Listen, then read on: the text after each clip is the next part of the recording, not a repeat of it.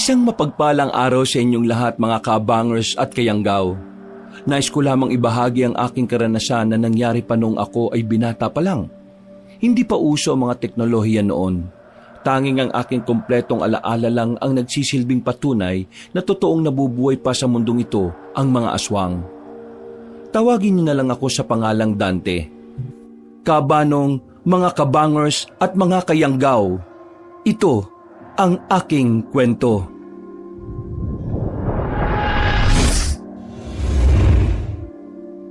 Bago nga pala magsimula ang ating kwento, sana'y mapindot nyo muna ang subscribe button at ang notification bell para lagi kayong nanonotify pag may bago tayong mga kwento. At huwag nyo rin kalilimutan mag-like at comment.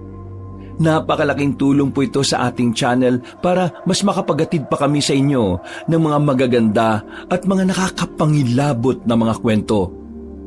At ngayon, sa ating pagpapatuloy. Ay nako, nakakapagod naman talaga ang buhay na ito. Kagagaling ko lang sa trabaho, ako pa talaga ang magpupuno ng drum na ito. Ay Diyos ko, hindi ko na talaga masa ng anak kong yun Palibasa, nagkaroon ng magandang trabaho. Akala niya siguro katulong niya na ako rito. Aling Fatima, pupunin niyo po ba yung drum na yan? Dante. Napadaan ka. Oo kailangan kong punuin ito kasi wala nang panligo. Alam mo naman, sa susunod pa babalik ang linya ng tubig dito sa Baryo Masigla. Tulungan ko na po kayo. Ay nako, nakakahiya naman sa'yo. Tinulungan mo na nga ako nung nakaraan Tutulungan mo pa ako ngayon. Nakakaabala na. Ano ba naman kayo? Hindi naman po kasi ibang tao na kayo sa akin Magiging nanay ko na rin naman kayo balang araw. Nanay na ang tawag ko sa inyo kasi matagal na rin naman kami ni Alona. Ay, ikaw talaga. Ayos na ako na tawagin mo munang Aling Fatima. Magkasintahan pa lang naman kayo ng anak ko Tita Fatima na lang kaya. Para medyo maganda pakinggan.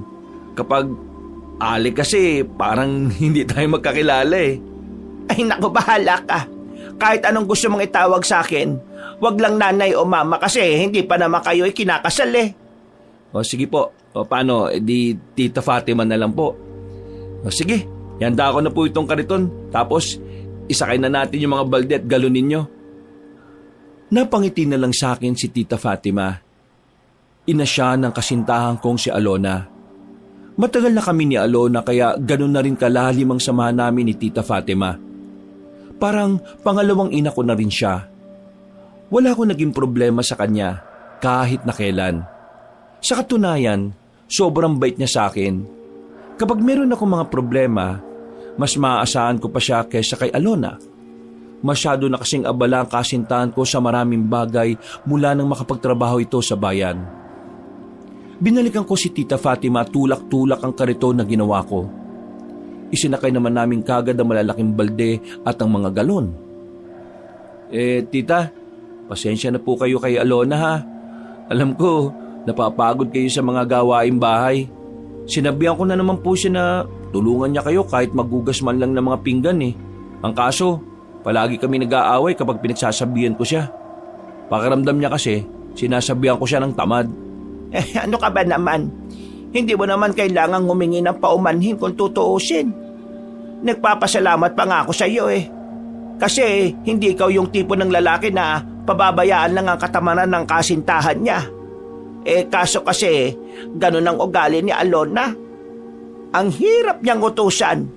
Pabuti pa nga nung wala pa siyang trabaho. Nagagawa niya pang magwalis-walis sa bakuran. Dapat ako ang humingi ng paumanin sa iyo kasi kapag nagsama na kayo, inaalala ko na baka ikaw lang din lahat kikilo sa bahay ninyo. Hindi naman po siguro. Baka naman kapag dumating na yung araw na yun matuto na siya. Hindi po ako magsasawang magpaalala sa kanya. Maraming gustong maabot sa buhay ang anak kong yon. Ang dami niyang gustong makuha. Ikaw ba Dante? Ayos ka lang ba sa kanya? Hindi ka ba niya pinipilit na magbigay ng kung ano-ano sa kanya? Sandali akong natahimik sa tanong na yon, Kabanong. Sa totoo lang kasi, mula nang magkatrabaho na si Alona, may nag-iba na rin talaga sa ugali niya. Mas lalo siyang natakam sa mga material na bagay. hindi na niya nabibigyan ng pansin ang simpleng bagay na pinaghihirapan ko para sa kanya. Madalas din na kapag aalis kami, palaging pinipilit niya na siya ang gumastos. Para daw makain namin ng masasarap na gusto niya kasi siya ang mas maraming pera. Hindi ko na lang yung pinansin dahil ayaw kong may pagsimulan ng away. Pero sa totoo lang Kabanong, napapadalas na ang ugali niyang yon. Parang unti-unti ko na siyang hindi nakikilala. Wala naman po akong problema sa kanya, tita. Ganun pa rin naman po kami. Kung minsan, may maliliit na pagtatalo lang, yun lang naman po. Sigurado ka ba? Baka naman hindi ka nagsasabi ng totoo, ha? Nagsasabi po ako ng totoo, tita. At saka, sasabihin ko naman po sa inyo kapag mayroong problema eh. Kung sakali mang nahihirapan ka na sa anak ko, kausapin mo lang siya, ha? Ipaalala mo sa kanya yung dating siya. Pakiramdam ko kasi, unti-unti na siyang binabago ng kasarapan sa buhay. Hindi na ako nakapagsalita nung mga sandaling yon, Kabanong. Maya-maya lang, nakarating na rin kami sa ilog. Sinimulan kaagad namin ang pagsalok ng tubig. Bukod sa amin, meron pa rin mga tao ang nag-iigib ng tubig. Ilang araw na kasing walang linya ng tubig sa amin at nagiging problema na yon sa buong baryong Masigla. Ay, siya nga pala, Dante. Yung samahan ninyo, yung mga manunugis na tinatawag nyo. Ano ba talaga layunin ng samahan nyong yan? Palagi ko na lang kasing naririnig kapag napapadaan ako sa San Isidro eh. Lahat po ng masasamang nilalang na pwedeng manakit sa mga tao, yun po ang gusto namin pigilan. Pero magdadalawang taon na ang samahan namin, wala naman kaming nakikitang aswang. Ha? Aswang?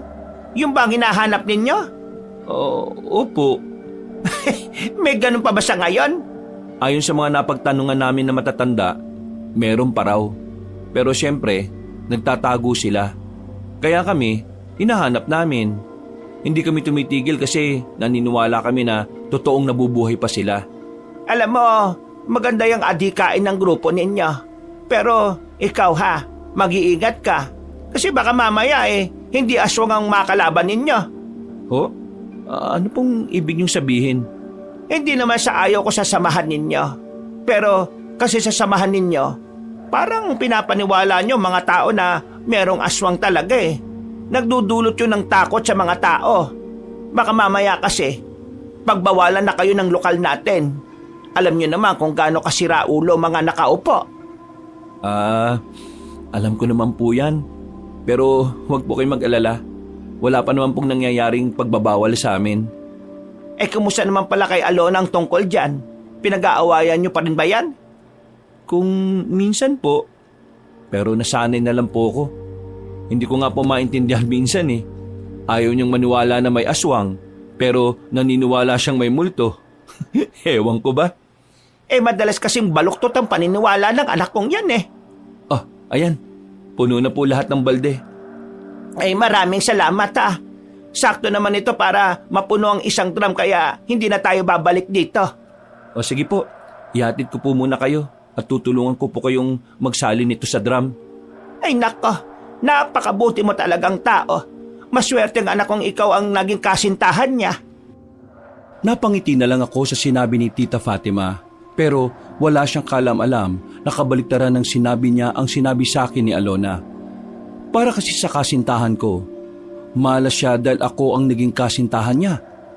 Hindi niya raw mararanasan ng masarap na buhay. Naguguluhan nga ako sa babaeng yun minsan kasi hindi niya rin naman ako magawang iwanan. Makalipas lang ang ilang minuto ay nakarating na kami sa bahay ni Tita Fatima. Matapos kong maisali ng tubig sa drum ay nagpaalam na rin ako sa kanya. Binigyan pa ako ng 2 ampalaya na kakapitas lang sa likod bahay nila. Nandito na ako.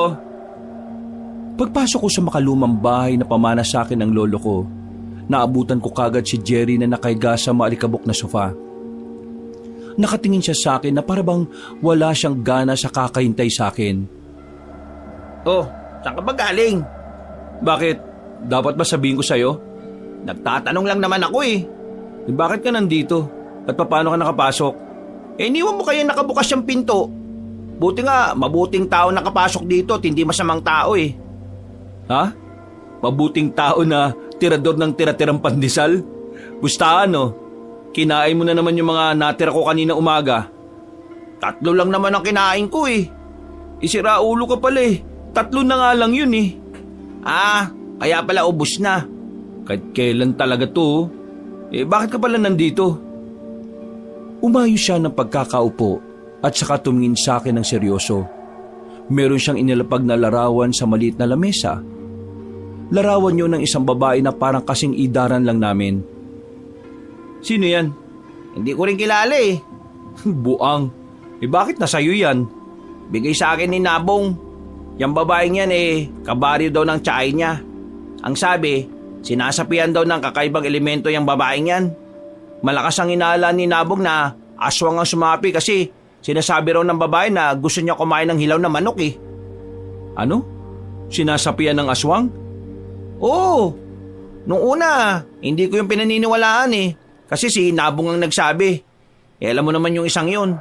May pagkatanga pagdating sa pagsagap ng impormasyon. Pero tinanong ko yung iba nating kasama. Kinumpirma nila na totoo nga. Sa katunayan, sasabihan na rin sana nila tayo eh. Pero naunahan sila nitong sinabong. Kung puntahan na kaya natin ngayon? Ngayon talaga? Hindi pwede bukas? Kung sinasapian siya ng aswang, hindi pwedeng ipagpabukas yan. Delikado buhay ng babae. Sinong magpapalaya sa espiritu ng aswang sa katawan niya? Ako. Ikaw? Alam nga namang ikaw. Wala ka namang alam sa pagpapalayas ng masasamang elemento sa katawan ng tao. Sigurado ka ba? Bago mamatay yung lolo ko, marami siyang itinuro sa akin sa pag-aalbularyo. Isa na rin yung pagpapalayas sa mga sapi-sapi na yan. Kaya alam kong matutulungan ko yun. Kung ganyan naman pala di sige. Puntahan na natin si Nabong. Ang tanong, nasan ba yung tukmul na yun? Alam ko kung saan siya hanapin. Tara! Kinuha ko kagad ang jacket ko na nakasabit sa likuran ng pintuan. Gamit ang bisikleta ni Jerry, umangkas ako sa likuran at siya naman ang nagmaneho. Sa kabilang baryo lang naman ang bahay ni Nabong at hindi naman siya kalayuan sa amin. Nang dumating kami roon, inabutan naming nakikipagdigmaan si Nabong sa bingguhan. Matatanda na mga kalaban niya roon na parabang asar na asar sa kanya. Oops, mga lola, mukhang hindi na kayo makakabawi ah. Nandito na yung mga kaibigan ko sinusundo na ako. Agad na tumayo si Nabong. Pinagmumura naman siya na matatanda dahil hindi na mababawi ng mga yon ang mga napanalunan ni Nabong. Tarantado ka talaga no? Galit na galit sa'yo yung matatanda. Inayuan mo ba naman na nananalo ka na? Kasalanan nyo rin naman kasi dumating kayo eh. Tsaka wala naman sila magagawa. Pera ko naman na to eh. Teka, bakit ba kayo nandito?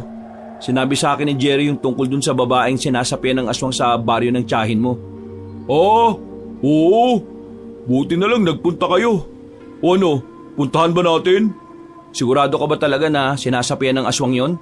Nagtanong ako sa tiyahin ko. Sabi niya oo raw. Kilalang chismosa ang tiyahin ko ron. Kaya alam kong totoo yung nasagap niyang balita. Pagkakataon na natin yan para magpasikat. Kapag nagamot natin yung babae, makikilala yung samaan natin. Ang tanong, paano natin mapapalayos yung nakasapi na aswang sa babae? Ito si Dante, marunong daw eh. Nakakalimutan mo na bang kilalang albularyo yung lolo ko? Yung lolo mo, oo. Pero ikaw? Naturuan ako ng lolo ko. Wala ka yatang tiwala eh. Meron naman akong tiwala sa'yo. Ikaw ang pinuno ng sama natin eh. Pero sigurado ka ba talagang marunong ka? Ang mabuti pa, samahan mo na kami kung saan yun at patutunayan ko sa'yo. Siya, sige. Magaga pa naman eh. Kukunin ko lang yung bisikleta ko. Hintayin niyo ako dito ha. Agad kaming nagtungo sa kabilang baryo para puntahan ang sinasabi ni Nabong na babae. Halos 5 minutong pagbibisikleta lang ay nakarating na rin kami kagad doon. Tahimik ang bakuran. Kung titingnan ang bahay na nasa harapan namin, ay parang matamlay ang atmosfera doon. Nakibit-balikat na lang si Nabong, pero lumapit na rin kami sa bakod para patunugin ang maliit na bell na naroon. Hindi nagtagal, isang matandang lalaki ang lumabas. Ayon sa suot at itsura nito, masasabi ko na agad na isa siyang incheck. Paglapit niya sa amin, tiningnan niya muna kami mula ulo hanggang paa. Nagkatinginan naman din kaming tatlo. Hindi kasi namin inakala na yun ang lalabas. Kaya parang nagkahiyaan kami kung sino ang kakausap sa kanya, hindi naman kami marunong magsalita ng incheck. Ano? Wala ba sa inyo sasalita? Ano ba inyo kailangan? Pasensya na po. Akala po kasi namin hindi kayo nakakapagsalita at nakakaintindi ng Tagalog eh. Ako tagal na dito nakatira Pilipinas. Kaya ako marunong na rin. Ano ba inyo sadya? 8:00 na lang gabi Narito po kami para po sa babaeng si Alisa. Nabalitaan po kasi namin na Si Alisa inyo hanap? Teka. Kayo ba tutulog sa asawa? Mabuti naman kayo nating agad.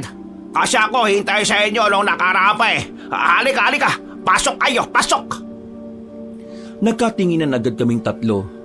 Kahit na medyo nag-aalangan, ay sumunod na lang kami sa matandang inchik. Pinupo niya kami sa harapan ng mahabang lamesa na yari sa kawayan. Maya-maya lang, bumalik siya at may daladala ng tsaa at puto. Pinakain na muna niya kami. Habang kumakain, ang dami niyang sinabi tungkol sa asawa niya. Kinuwento niya lang ang masasayang araw nilang mag-asawa. Ayon sa kanya, dati naman daw normal ang asawa niya. Pero nagulat na lang daw siya nang biglang nagbagong pananalita at kilos nito.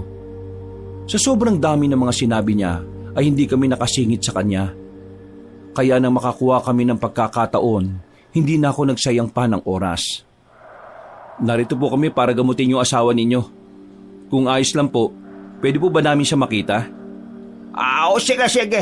Halik kayo. Kayo sa masakin. Punta tayo likod bahay. Sa likod bahay nila, merong maliit na bodega ron. Pagpasok at pagbukas ng ilaw, nakita namin doon ang babaeng si Alisa na nakagapos ang paa. Makapal ang kadena na nakalagay. Nakatingin siya sa amin at nanlilisik ang mga mata. Agad ko namang inilabas ang libro at ang rosaryo na daladala ko. Kami ayos naman ito nakaraang buwan eh. Pero isang umaga paggising ko, kita ko siya ganyan na. Wala na sa sarili. Ako ba inyo matulungan na ibalik asawa ko sa dati? Wag po kayong mag-alala. Ito pong kaibigan namin magagawa niya ng paraan. Mas maigi siguro kung simulan na natin. Paano nyo gamutin ang asawa ko? Tutulungan niyo po kami. Ito po ay Biblia. Hawakan niyo po. Basahin niyo po yung tala na babanggitin ko. Kayong dalawa naman mga pre, hawakan niyo yung babae sa magkabilang kamay ha. Sisimulan na natin. Pumwesto na ako sa harapan ng babae. Binuklat ko na ang librong itim. Nakapikit ako pag binabasa ang pahina habang dinadama ang paligid. Masamang elemento na pumasok sa katawan ng babaeng inosente na ito. Lumayas ka ngayon din kung ayaw mong mamatay. Hindi kita titigilan. Dahil ang kapangyarihan ng kabutihan ay mas malakas pa sa kasamaan ng kadiliman. Lumayas ka! Umalis ka! Sa ngalan ng Panginoong Hesukristo, lisanin mo ang katawan ng babaeng... Talantado! Ako ba inyo nilolok ko? Ha? Bakit po nyo ginawa yun? Sinisira niyong ritual. Ritual mo mukha mo! Bakit yung ritual asawa ko? Hindi naman siya sapi-sapi. Asawa ko may sila utak, nabaliw, nabuang, hindi sinapian. Mga sila ulo. Kayo sayang oras ko. Kayo wala respeto sa pinagdaanan ng asawa ko. Layas kayo rito, layas! Bago ko kayo tagayin aking katana. Layas! Mga buwisit! Binato niya pa ako ng Biblia sa muka. Nagmamadali kami makalabas ng bakuran nila at agad na lumayo roon. Binatukan ko naman agad si Nabong sa nangyari. Mali-mali na naman kasi ang impormasyon na nakuha niya. Bulilyaso, napahiya pa kami sa matandang inchik na yon. Sa halip na makapagpabango kami ng pangalan, mukhang masisira na kami sa baryong yon. Sira ulo ka rin talaga no? Ang sabi mo sinasapian ng aswang yung babaeng yun. Nabaliw lang naman pala yun. Ano magagawa ko? Sinabi ko lang naman sa inyo kung ano yung mga narinig ni Tia tungkol sa babae. Sana man lang kasi nag-double check ka. Kung tama nga ba yung impormasyon. Langya ka Nakakaya yung ginawa natin. Napapakamot na lamang ako sa ulo ng dahil sa nangyari. Makailang beses namin pinagbababatukan si Nabong dahil sa kahihiyan. napatambay na lang kami sa ilog kahit na lumalalim na rin ang kinagabihan. Walang ya. Naiinis pa rin ako. Nakakabas yung ginawa natin. Kahit ako yung matandang inchik magagalit din ako kanina. Oo na, kasalanan ko na. Pero yun lang din naman kasi yung sinabi sa akin ni Tia eh. Ang bihira ka. Kaya pala unang tingin ko pala sa babae parang may mali na eh. Yan ang balak natin ngayon. E di balik sa dati, isipin na lang natin na hindi nangyari yun. Kapag kumalat hanggang sa atin yung ginagawa natin, anong gagawin natin? Ipagdasal na lang natin na sana hindi. Kasi kapag nalaman ng iba yan, tapos tayo. Sira-sira tayo. Pwede bang iba na lang ang pag-usapan natin? Pakiramdam ko sinisisi niyo ako eh. Diyos ko. Oo, sinisisi ka talaga namin. Alam nga namang sisihin namin tiyahin mo. Hindi naman namin nakakausap yun. Sumaglit lang kami sa tambayan doon at maya-maya lang din ay naisipan na rin naming umuwi. Dumaan pa ako saglit sa bahay ng kasintahan kong si Alona, pero hanggang sa mga sandaling yon ay hindi pa rin siya nakakauwi. Sa mga nakalipas na araw, napapansin ko no na napapadalas na ang pag-uwi niya nang wala sa oras. Napapailing na lang ako habang tinatahak ang daan pag-uwi. Nang malapit na ako sa bahay namin, saka ko nakasalubong si Alona. Nilapitan ko siya kagad para kausapin, pero unang salita ko pa lang ay nakaramdam na ako ng pagkairita niya. Alona, bakit ngayon ka lang? Alanganing oras na oh. May pinuntahan lang ako. Pinuntahan? Saan? Pwede bang wag mo muna akong tanungin ng kung ano-ano? Pagod ako. Gusto ko lang munang umuwi at makapagpahinga. Tuwing susubukan kitang makausap, palagi ka nalang pagod. Kapag sa akin ba talaga wala ka ng oras na mailaan? Dante, alam mo naman ang trabaho ko. Kung sino-sinong kinakausap ko sa araw-araw, iba't ibang tao, iba't ibang ugali. Malamang, mapapagod ako. Pero nagagawa mo nga maglaan ng oras sa ibang bagay Kasi yon, nakakapagpasaya sa akin. At ako hindi. Sino magiging masaya sa ganito? Kakauwi ko lang, ito kagad ang bungad mo sa akin. Palibasa ikaw, hindi ka naman napapagod. Ni wala ka nga rin kinikita sa pagiging manunugis mo na yan Kabaliwan lang yan. Manunugis ka dyan. Wala naman kayo matugis. Para kayong mga weirdong tao. Huwag mo naman sanang malitin kung ano yung mga ginagawa namin. Kasi ayoko na makipagtalo. Uuwi na ako para makapagpahinga na. Ang laki na talaga ng pinagbago mo, Alona. Nagsimula lang naman lahat ng yan nung magkatrabaho ka. Di anong gusto mong sabihin? Binago ng pera ang ugali ko? Ganun ang tingin mo sa akin? Bakit, hindi ba? Alam mo, kung wala ka lang magandang may dudulot sa akin, pwede bang wag mo na akong kausapin? Kasi mas lalo lang akong napapagod sa mga sinasabi mo Hayaan mo na muna akong makapagpahinga, pwede? Magsasalita pa sana ako, pero naglakad na siya ng mabilis. Wala akong nagawa kundi ang hayaan na lang siyang makalayo.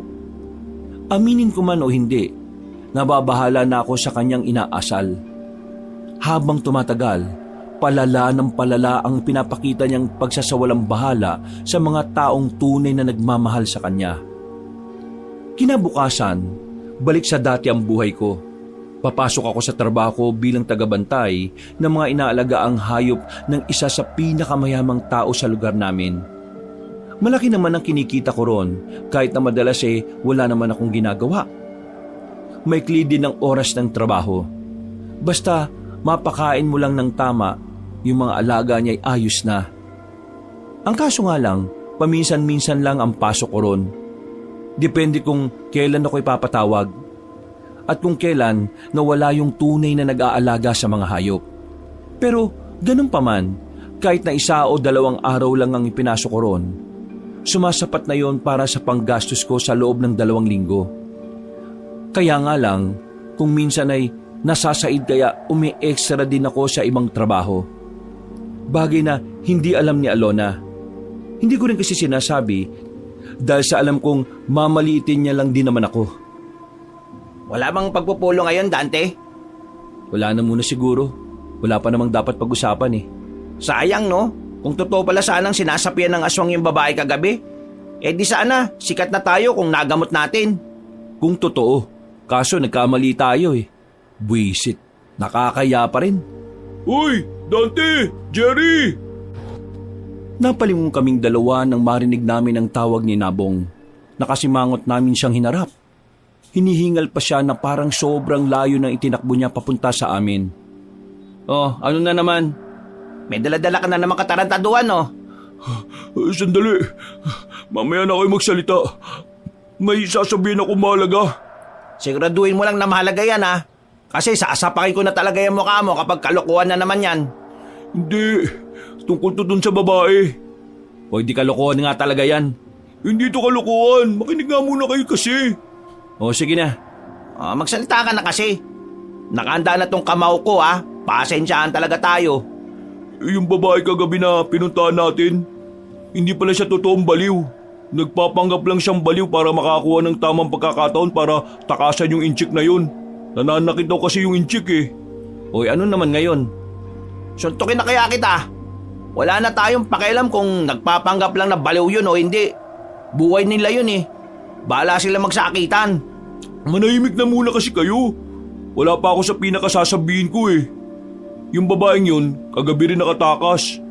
Kanina madaling araw, habang naghihintay ako kay Tia para ihatid siya sa bayan, nakita ko yung babae, natakbo. Humingi pa nga siya ng tulong sa akin kaso bigla naman siyang umalis. Tapos kaninang umaga, mga Ano? nakita na lang yung bangkay ng babae sa gilid ng kalsada eh. Pinatay ng inchik malamang. Hindi, malabong yung inchik yung pumatay sa kanya. Pero siya yung pinagbibintangan ng mga tao. Pero para sa akin, hindi siya. Paano mo naman nasabi na hindi siya? Sabi mo nga nananakit yung inchik. Naalala niyo ba yung nabasa nating libro noon? Yung lumang libro na manipis lang? Yung tungkol sa maalamat na aswang na umiinom ng dugo ng tao? O paano naman namin makakalimutan yun eh? Doon nagsimula yung grupo nating manunugis. Tingin ko, ganun yung nangyari sa babae. Sobrang tuyot na tuyot kasi siya eh. Payat na payat. Parang sinimot talaga yung dugo niya. Sobrang putla. Nung una hindi ako naniniwala na nawalan siya ng dugo eh. Pero nung nakita ko yung parang butas niya sa bandang pulso sa kamay, doon na ako napaisip. Sigurado ka bang totoo na yung sinasabi mo? Oo nga, totoo nga to. Bakit ba ayaw niyong maniwala? Gusto ko makita yung katawan ng babae. Kung ganun di sumama kayo sa akin. Kilala ng tiyahin ko yung pinagdalang morgue sa babae. Wala kaming sinayang na pagkakataon ng mga sandaling yun, Kabanong. Mabilis namin pinuntahan ng morgue. Nakasaklob na ng kulay itim na tela ang bangkay at sisimulan na sanang imbalsamuhin. Pero buti na lang ay nakakuntsaba namin ang lalaki para sandaling matingnan ng bangkay. Tiningnan ko ang pulso sa bandang kamay. Doon ko nakita ang 2 butas na parang gawa ng mahabang pangil. Lumabas kami kagad matapos kong makumpirma sa sarili ko. O ano? Anong tingin mo? Mga tol, tingin ko magkakaroon na ng buhay ang samahan natin. Bakit? Sigurado ka na bang aswangin dumali sa babaeng yon? Di ako pwede magkamali. Pero ganun yung nasa librong nabasa natin eh. Iba't ibang emosyon ang naramdaman namin ng mga sandaling yon. Nababahala, natatakot at nasasabik. Nababahala kami dahil alam namin na ang ganong uri ng pagpatay ng aswang ay hindi pangkaraniwan. Iba ang level ng aswang na gumagawa ng ganon. Natatakot kami dahil kapag nagkataon, kami ang samahan na makakaharap ng aswang. At kung mangyayari yon, aminado kaming mahihirapan kami dahil karamihan sa amin ay puro bago. Pero sa kabilang banda, nakakaramdam din naman kami ng kasabikan. Dahil kung sakaling mapatay namin ang aswang na yon, paniguradong makikilala ang samahan na binubuo namin. Dahil sa posibilidad na baka aswang nga ang pumaslan sa babae, napatawag agad ako ng pagpupulong. Lahat ng miyembro ng samahan namin ay inabisuhan namin para sa posibilidad na inkwentro sa mga aswang. Kinagabihan, sinimulan namin ang pagroronda sa kagubatan. Nilibot namin ang kasukalan ng gubat, kung saan-saan na rin kami nagsusuot. Inabot na kami ng madaling araw sa kakahanap sa aswang. Pero sa kasamaang palad, wala naman kaming napala. Kahit na bakas lang ng aswang ay wala kaming nakita. Bandang 4:00 na ng madaling araw na mag-uwian na ang mga kasamahan namin. Noong mga sandaling yon, nagpaiwan na muna kaming 3 sa ilog para magpahinga. Napagod lang tayo. Wala naman tayong napala sa pagroronda natin. Hindi naman natin agad mahahanap ang aswang sa isang ronda lang. Kaya kung hindi natin siya nakita ngayon, siguro sa ibang araw. Tama si Dante. Hindi lahat nakukuha sa isang subok. At saka, aswang ang hinahanap natin. Alam naman natin na ang aswang ay mailap sa mga tao. Magtatago talaga ang mga yun. Pero paano kung malakas ang aswang na hinahanap natin at mapahamak lang tayo? Bakit? Ngayon ko pa ba nag-aalinlangan? Naduduwag ka na ba ngayon? Kung kailan malapit na nating makamit yung pagkilala na matagal na nating inaasam? Hindi ako natuduwag. Sinasabi ko lang delikado na wala tayong alam sa hinahanap natin. Ang alam lang natin, aswang siya na umiinom ng dugo. Yun lang. Kaya nga natin hinahanap para magkaroon tayo ng nalalaman tungkol sa aswang na yun eh. Pambihira ka naman oh. Ito lang ang tanging paraan para mas lumawak ang pangunawa natin tungkol sa mga aswang. Ang makita sila ng aktwal. Kung sa bagay. Pero naawa pa rin ako dun sa babae. Sinasaktan na nga siya ng inchik na yun. Dinali pa siya ng aswang. Napakasaklap ng buhay niya. Ganun talaga. Napunta siya sa siraulong tao Ay, siya nga pala. Hindi ba natin sasabihin sa iba na baka aswang yung dumali sa babae? Alam mo naman na hindi lahat ng tao dito sa atin ay bukas sa usaping aswang.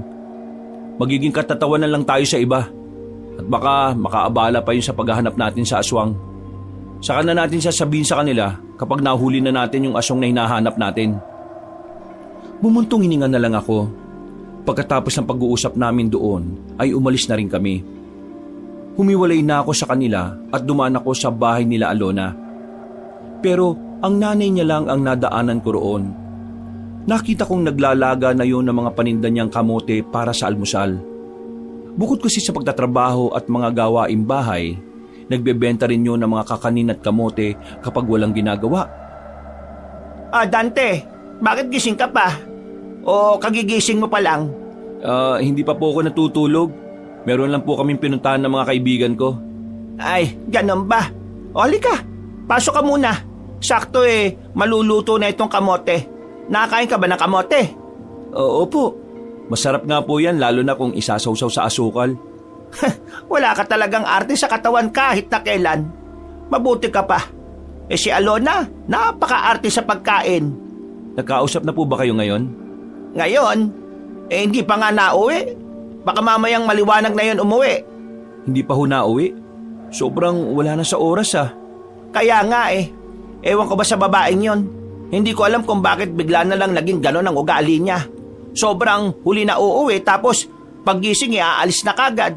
Hindi man lang ako ginising para magpaalam. Teka, may naging problema ba kayo kaya siya gano'n? Nito lang, nagkasagutan kami kasi pinuna ko rin yung pag-uwi niya nang wala sa tamang oras. Bago pa yon, gano'n na po talaga siya. Palagi rin siyang iritado kapag mag-uusap kaming dalawa. Ano kaya nangyayari sa batang yon? Kapag kinakausap, sasabihin lang niya na pagod siya. Ay nako, nag-aalala na ako. Wag po kayo mag-alala. Kapag nakita ko siya, kakausapin ko po ulit siya. Baka naman mas lalo lang kayo mag-away. Ako na pong bahala doon. Gumiti na lang ako kay Tita Fatima noong mga sandaling yon, Kabanong. Pero sa loob-loob ko ay nababahala na rin ako sa mga ikinikilos ng kasintahan ko. Makalipas pa ang halos 1 linggo, ganun at ganun pa rin ang ugali ni Alona. Kahit na anong pakiusap ko sa kanya, hindi niya talaga ako pinakikinggan. 7:00 ng gabi, pumunta ako sa bayan. Pista noong mga sandaling yon. Meron kasi akong dating kakilala na nag-imbita sa akin sa bahay nila. Papasok na sana ako sa isang barangay doon. Nagulat na lang ako nang biglang lumitaw si Nabong at Jerry sa gilid. Hinirangan nila ako na parabang ayaw nila akong papasukin doon. Oh, bakit kayo nandito? Anong ginagawa niyo rito? Oh, malamang, nakikipista rin. Tara, uwi ka na. Buwang ka ba? Kararating ko lang. Pupunta ako sa kakilala ko. Saan? Dito? Malamang, alang-alamang doon. Uwi na lang tayo, baka mamaya kung ano pa makita mo. Ha? Tara na. Teka nga, bakit niyo ba ako pinipigilan pumunta rito? Kayo lang ba pwedeng dumalo sa mga ganitong pista? Nga kayo makulit? Nauna na akong naglakad sa kanila. Pero sinundan pa rin nila ako at pilit na hinaharangan. Nang mapatingin ako sa isang bakuran, nakita kong ilang grupo na nagiinuman doon. Nagtaka ako nang makita ko si Alona na naroon. At ang pinagtataka ko pa, may isang lalaking nakaakbay sa kanya. At base sa nakikita ko, mukhang masaya siya sa ginagawa ng lalaki. Ilang minuto na muna akong hindi nakapagsalita. Natulala at hindi alam ang gagawin. Pero nang matauhan ako, lumapit ako at tinawag ang pangalan ni Alona. Hindi niya ako kagad narinig. Napalingon na lang siya sa amin dahil sa mga kasama niya. Nanlalaki ang mga mata niya na hindi siya makapaniwala na naroon ako. Alona, anong ibig sabihin nito? Sandali lang kakausapin ko lang ito. Halika nga rito, Dante. Dito tayo mag-usap. Tumayo siya, tinawakan ako para ilayo roon. Hindi na rin sumunod sa amin ang dalawa kong kaibigan. Nang bitiwan ako ni Alona, ay saka lang siya nagsalita. Wala yon, kaibigan ko lang yon. Oo, kaibigan. Malapit lang talaga kami sa isa't isa kasi gano'n naman talaga ang kaibigan, di ba? Ginagawa mo ba akong tanga, Alona? May kaibigan bang nahalik sa lig ng kaibigan niya? Anong humahalik? Lasing ka ba? Ikaw ang lasing. Amoy alak ka na oh. Umuwi ka na nga. Mamaya pa ako uuwi. O tapos ano? Makikipaglandian ka sa lalaking yon? Umuwi ka na. Nakakaya ka. Ako pa nakakahiya. Ikaw itong nakikipaglandian sa ibang lalaki. Ano ba problema mo? Ikaw. Ikaw ang problema ko. Ako? Pagod na akong intindihan Pagod na akong intindihan ang kagaya mong parang walang pangarap na guminhawa sa buhay. Wala ka man lang magandang trabaho para mabigyan ako ng magandang buhay eh. Inggit na inggit ako sa ibang babae dyan kasi yung mga kasintahan nila, kaya silang dalhin sa mamahaling resto. Samantalang ikaw, hindi mo man lang ako kahit may pasyal sa ibang lugar. Kasi wala kang pera, wala kang pangarap sa buhay. Ako, meron. Kaya ba naghahanap ka ng ibang lalaki? Bakit, mayaman ba yon? Mapera ba yon? Dinala ka na ba nun sa mamahaling kainan? Oo, lahat nasa kanya na. Yun na ba yung bago mo? Oo, kasi ayaw ko na sa'yo. Wala kang kwenta, wala kang pakinabang sa akin. Pinagsisisihan ko kung bakit pa kita sinagot noon. Pera na lang ba talaga nagbibigay sa'yo ng kahulugan sa maraming bagay? Yun lang ba talaga, Alona, ang habol mo sa isang relasyon? Hindi mo ko maintindihan, Dante. Ikaw kasi, kontento ka na sa buhay mong ganyan. Ako hindi. Gusto kong umunlad. Kaya bahala ka na sa buhay mo. Mag-isa ka. Maghanap ka na lang din ng babaeng mas mababa pa sa'yo. Ay, di ko inakala na darating ka sa ganitong punto, Alona. Hindi ka ganito eh. Maunawain ka at talagang mapagmahal ka dati. Hindi ka ganito. Paano hindi ako magiging ganito? Sagad na ako sa kakaunawa sa'yo. Ngayon, umalis ka na kasi nakahanap na ako ng taong sasamahan ako habang buhay. Kapal din pala ng mukha mong babae ka no? Huwag ka nang epal. Jerry naman, huwag ka nang makisali. Pabayaan mo ko. Ako usapin ko lang tong babaeng to. Hoy, Alona, para sabihin ko sa'yo sobrang kapal ng mukha mo. Wala kang karapatang maliitin tong kaibigan namin Kasi, nung ikaw ang walang-wala, yung katiting na kinikita nito ni Dante, binibigay niya sa'yo. Tinutulungan ka rin niya para makahanap ka ng trabaho. Tapos, sasabihin mong wala siyang kwenta at walang pakinabang? Ang sabihin mo, tapos mo na kasing gamitin siya. Sobrang kapal talaga ng mukha mo. Mas makapal pa sa 10,000 pinagpatong-patong. Kesa naman sa'yo. At wala ka rin puso, malandi ka. Yung nanay mo hirap na hirap sa kakatrabaho tapos ikaw, hindi mo man lang magawang makapagbigay. Lahat ng pera mo iyo lang. Napakawalang kwenta mong anak. Makati ka na nga, ang asim mo pa. Kaya ikaw, Dante huwag mong iiyakan ng hinayupak na to Pabayaan mo siyang lumandi sa iba. Para kapag nahawa ng sakit, mamamatay ka agad yan. Ang kapal na mukha mong magsalita sa akin ng ganyan. Mukha ka namang aswang Sana nga makita na namin yung aswang na hinahanap namin tapos ikaw naman ang isunod na madali. Para naman mabawasan na sa mundong ito mga babaeng malalandit manggagamit na katulad mo. Hindi na ako nakapagsalita noon ng mga sandaling yon, Kabanong. Lalong-lalo na si Alona na natameme na lang sa lahat ng sinabi ni Jerry. Matapos yon, ay agad na rin niya akong hinila paalis. Paglabas namin ng barangay na yon ay saka ko lang naramdaman ng sakit. Habang naglalakad kami sa gilid ng kalsada, iyak lang ako ng iyak. Pero natigilan na lang ako sa pag-iyak ko nang marinig namin ang malakas na angin ng aswang. Hindi namin alam kung saan yun nanggagaling, kaya sa halip na iiyak pa ako ay itinago ko na muna para mapakinggan ng maigi ang angil na yon. Nagmamadali naming hinanap kung saan nagmumula ang malakas na angil. Hindi na namin namalay na unti-unti na pala kami napapalayo sa mataong lugar ng bayan. Nakapasok na kami sa kagubatan. Pakiramdam ko, doon talaga kami dinala ng mga paa namin. Marahang kaming naglalakad, kinakabahan, nababahala sa maaring mangyari. Pero sa kabila nun, may kasabikan kaming nararamdaman. Hindi nga nagtagal, narinig na naman namin ang angil, pero sa pagkakataong yon, hindi na gaanong malakas.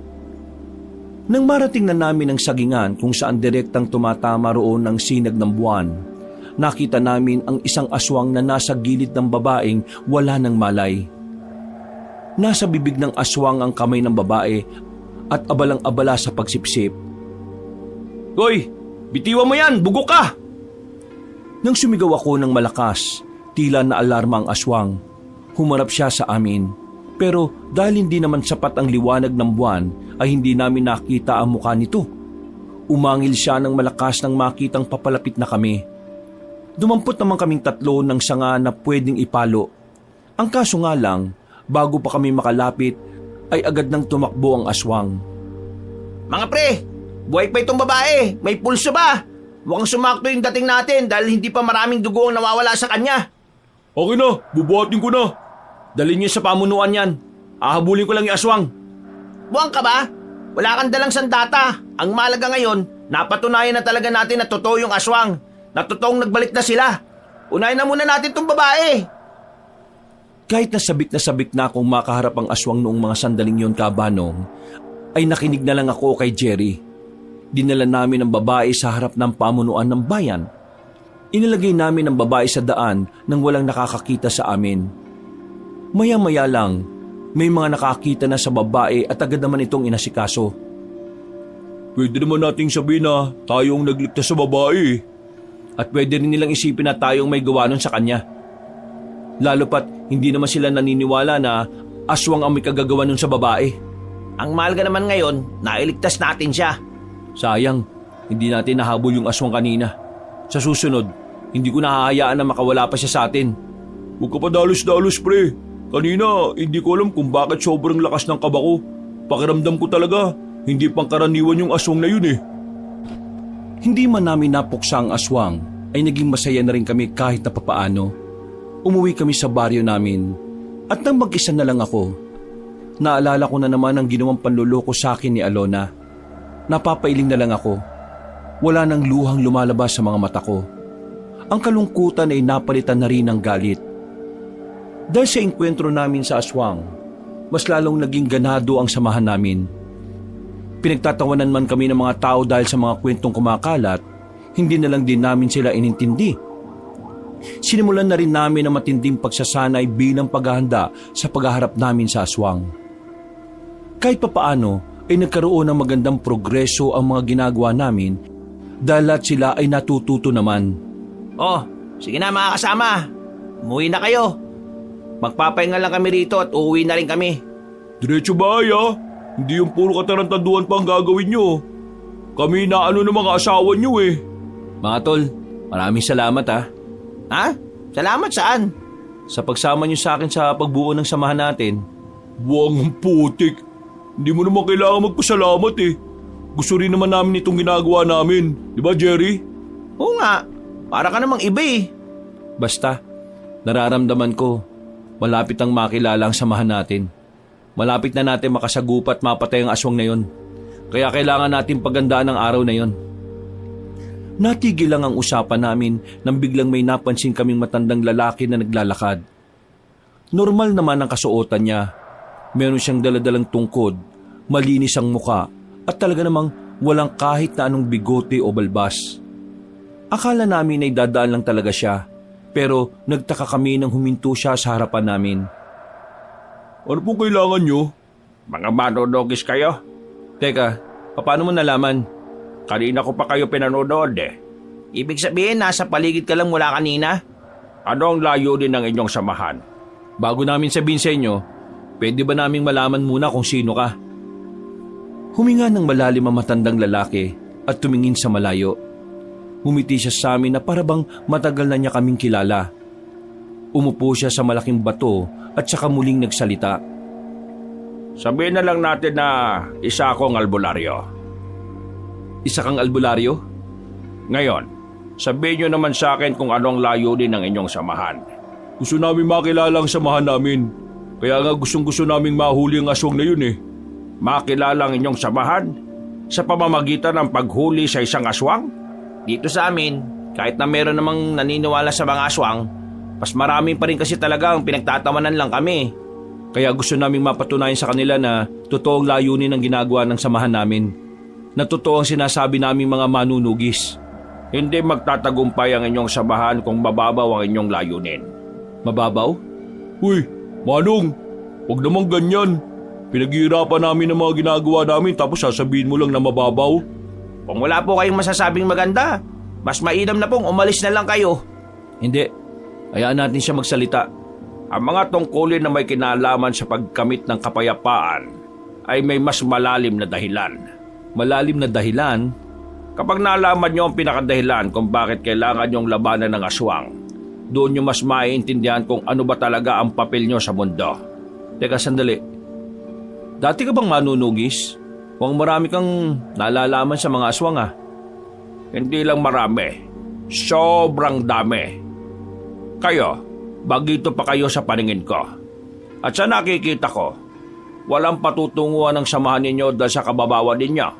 Iba na tabas ng dila mo, tanda ah. Anong tinawag mo sa akin? Ikaw kasi, masyado ka bayabang. Akala mo naman kung sino kang magsalita. Nagulat na lang kami nang biglang hawakan ng matandang lalaki ang kwelyo ni Nabong. Agad naman ding umalma ang kaibigan namin. Nang akmang itutulak niya siya ng matandang lalaki ay nabigla kami sa sumunod na nangyari. Nahawakan ng matanda si Nabong sa kamay at biglang walang kahirap-hirap na binuhat at binalibag. Sa nakita namin, parang hindi yun gawain ng isang matanda. Hindi ka panipaniwala na nagawa niyang ibato si Nabong ng parang papel lang. Paano mo nagawa yun?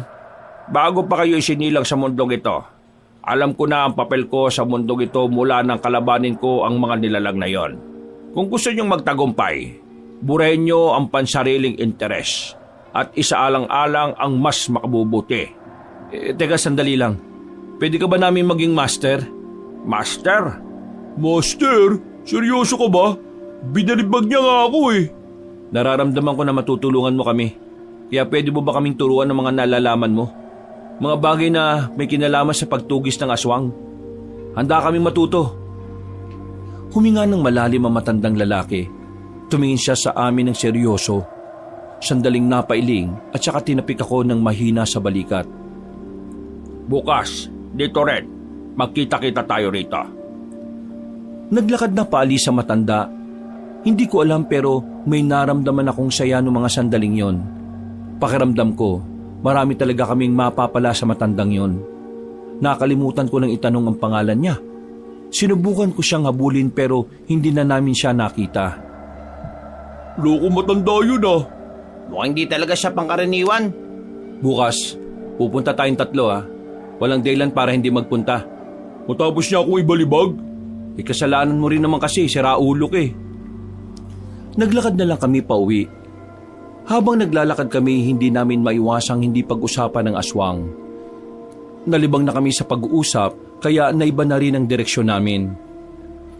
Laking pagtataka rin namin dahil hindi naman kami naligaw doon noon. Malapit lang din kasi yon sa baryo namin. Maalang ya, pinaglalaro na yata tayo ng mga engkanto eh. Kanina pa tayo dito lakad ng lakad pero wala pa rin tayo sa kalsada. Hindi kaya naingayan sila sa atin?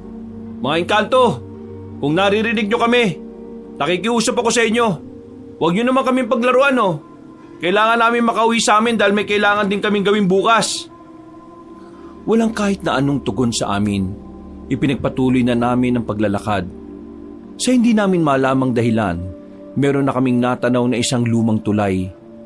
Isang tulay na hindi naman namin nakikita noon. Kaya naman labis ang pagtataka namin. Pero dumaan pa rin kami roon. Sa paglalakad pa namin, meron na kaming natanaw na isang lumang bahay rin. 2 palapag ang bahay. At kahit luma na yon, katakataka na medyo may kalinisan ang bakuran. Hindi kami kagad lumapit. Nag-obserba muna kami. Nang akalain naming wala namang tao, marahan kaming naglakad palapit habang nakahawak sa mga sandata namin. Papasok pa lang sana kami pero nakita na lang namin ng isang matandang lalaki na lumabas sa pintuan. Hindi namin makita ang mukha dahil madilim sa parting yon. Sino kayo at anong ginagawa niyo rito? Ikaw ang dapat naming tanungin yan. Sino ka? Anong ginagawa mo sa bahay na yan? Ako ang may-ari ng bahay na ito. Kaya kahit anong oras ay pwede akong magpunta rito. Sandali, manunugis ba kayo? Paano mo nalaman? Hindi sumagot ang matandang lalaki. Biglang namayani ang katahimikan. Nakaramdam na lang kami ng kaba at nadagdagan pa ito dahil sa malamig na simoy ng hangin. Kinutuban na ako ng masama. Nang bubunutin ko na ang sandata ko, ay bigla niya akong sinipa ng malakas. Tama nga ang hinala ko ng mga sandaling yon. Ang matandang nakaharap namin ay isang aswang. Hinabol ng 2 ang matandang aswang na yon pero hindi rin nila inabutan. Masyado raw yung mabilis. Tumalon din ang mataas sa mga sanga at puno. Buisit, siguro siya yung aswang na nakita nating humihigop ng dugo sa babae. Kung pagmamayari niya nga yung bahay na ito, pasukin natin sa loob. Baka meron tayong malaman tungkol sa kanya. Pumasok kami sa bahay na yon. Naghalungkat kami pero wala naman kaming nakitang kahit na ano na may kinalaman sa mga aswang. Paglabas namin ng bahay, meron kaming natapakan na bagay sa ibaba. Pagdampot ko, isang pitaka. Lumang pitaka na walang laman na kahit na ano, maliban na lang sa nag-iisang larawan. Nang makalabas na kami ng kagubatan, saka lang namin nakita ang mukha na nasa larawan. Nabasa namin ang nasa larawan at nalaman naming 3 taon na pala mula nang ipadevelop yon. Pagtingin naman namin sa mukha ng nasa larawan ay pare-pareho kaming nagtaka sa aming nakita. Teka Dante, di ba ito yung matandang albularyo na nakausap natin kanina? Oo nga mukha niya eh. Pero galing sa aswang larawan na to E di, isa lang ang ibig sabihin yan. Yung nakausap natin matanda sa gubat kanina at yung sumipa sa'yo iisa.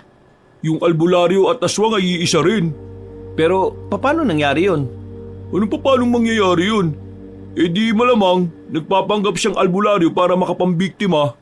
Hindi. Iba yung pakiramdam ko sa albularyong nakausap natin kumpara sa nakausap natin kaninang aswang. Sinasabi mo bang magkaiba sila? Tingnan mo nga pre. Yan na yan yung mukha Pre, magising ka nga. Aswang yung albularyo. Kamukhang kamukha niya yung nandyan sa larawan. Paano yan? Pupunta pa ba tayo bukas? Kung totoong aswang ngayong albularyo na nakausap natin, yun ang pagkakataon natin para mahuli siya. Samantalahin na natin.